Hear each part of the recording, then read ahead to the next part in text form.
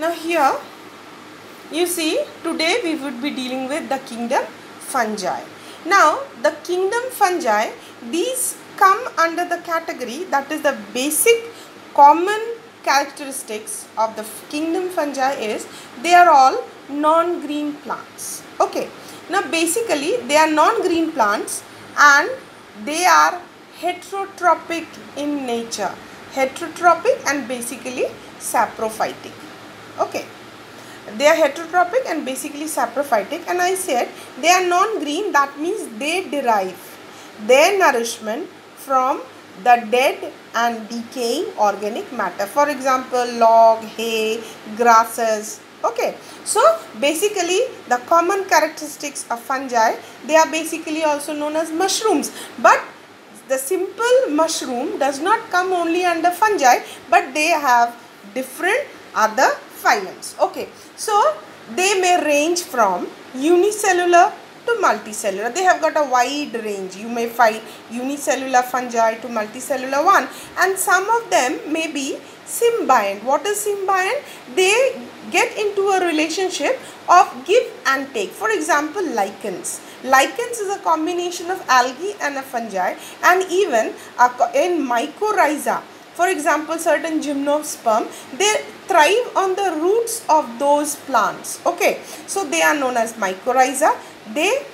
Okay, now the reproduction. Now if we come to the reproduction, this reproduction is far more a complex procedure as in comparison to the protists. Okay, so in the earlier phylum we were dealing with kingdom Protista.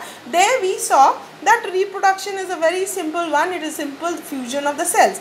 But here, since the kingdom fungi is considered to be an advanced, more advanced in compared to the protists, now here they show sexual as well as asexual reproduction. So during sexual reproduction, they reproduce through spores. Okay, spores means they develop conidia. Conidia means these are structures that liberate the spores in asexual reproduction, and this is simply multiple fission that happens in the spore formation.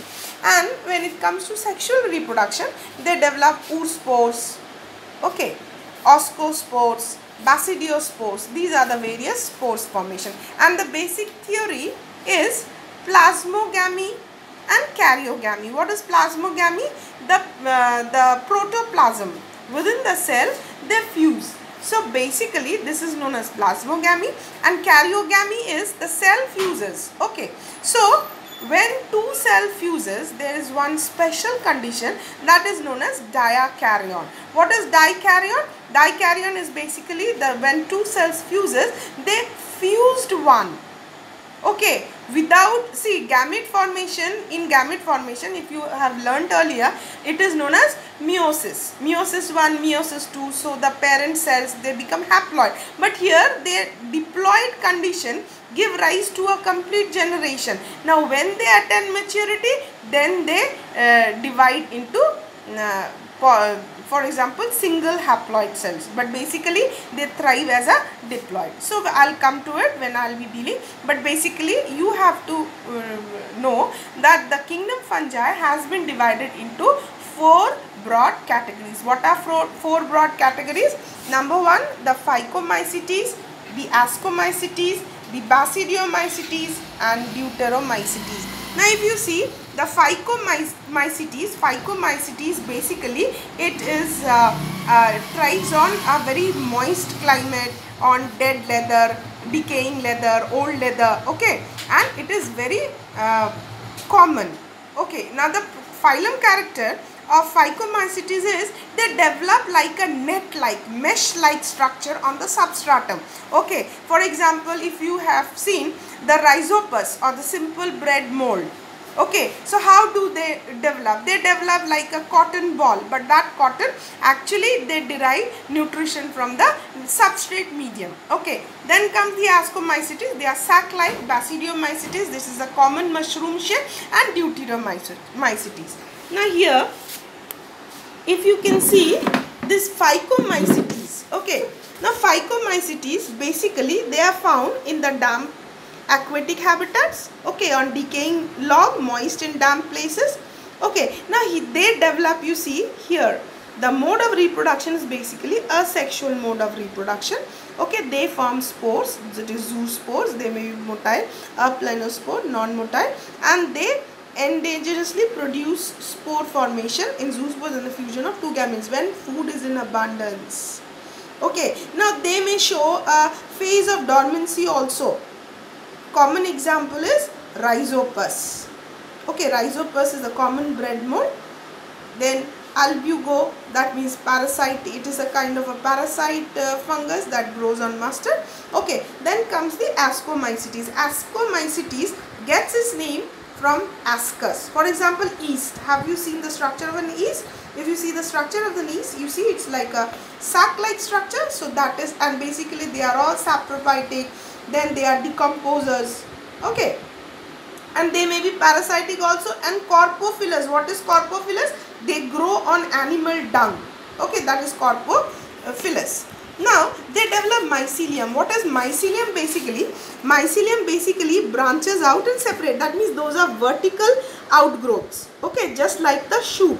The asexual spores, they develop conidia, produces exogenous means outside the body, and a special mycelium called conidiospores. Conidiospores are structure producing the spore. So now these conidia, they germinate from the mycelium, and sexual spores are called ascosporous, which is produced endogenously, that means within the sac of a single ascus. Okay, now asci, single is asci, singular number, different type of fruiting bodies is known as ascocarpus.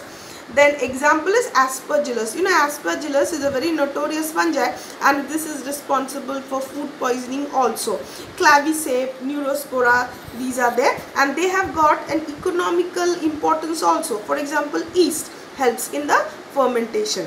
Okay, now comes the and even the mycelium is also under this. Now Basidiomycetes, that is the common form of mushroom. What you see, they have got a structure. Okay, they grow in soil commonly. Then it's like puff balls, the button mushroom one. They grow in the soil, tree stump. Okay, the white rust and smut is also example. The mycelium is a branch and separate. You see, it's like an umbrella on the top and a stalk below. The asexual spores, they are generally not found, but vegetative reproduction by fragmentation is common. The sex organs are separated, and plasmogamy. Plasmogamy means fusion of the cell is brought about by the fusion of the two vegetative, and they develop. You see, meiosis is also there. Karyogamy and meiosis of the basidium produces 4 basidiophore. That means meiosis 2. Now these basidiospores are exogenously, that is outside the produce. And basidium. Basidium is, if you invert the mushroom, you see it's like a comb-like structure. So that comb-like structure is basically known as a basidia. Now the basidia are arranged in the fruiting body in the basidiocarp. Common example is agaricus. Agaricus is a common mushroom. Then astilago, that is smut, and puccinia. These are examples. Now the last is known as Deuteromycetes. Deuteromycetes, basically it's not a true fungi, you know, or a separate phylum. It is intermediate between that. See, when they are in the sexual phase, they may in the Ascomycetes or Basidiomycetes. When they develop and form the sexual phase, they either remove that. See, one perfect sexual stage of the members of the deutera was discovered. They were often moved by Ascomycetes and Basidiomycetes. See, this is intermediate. Okay, so they are also known as an imperfect fungi. Okay, so the mycelium is separated and branched, and so are saprophytic, parasitic with a large number of decomposers, litters, and help in mineral cycling. See, this is the Trichoderma. Okay, these are the examples.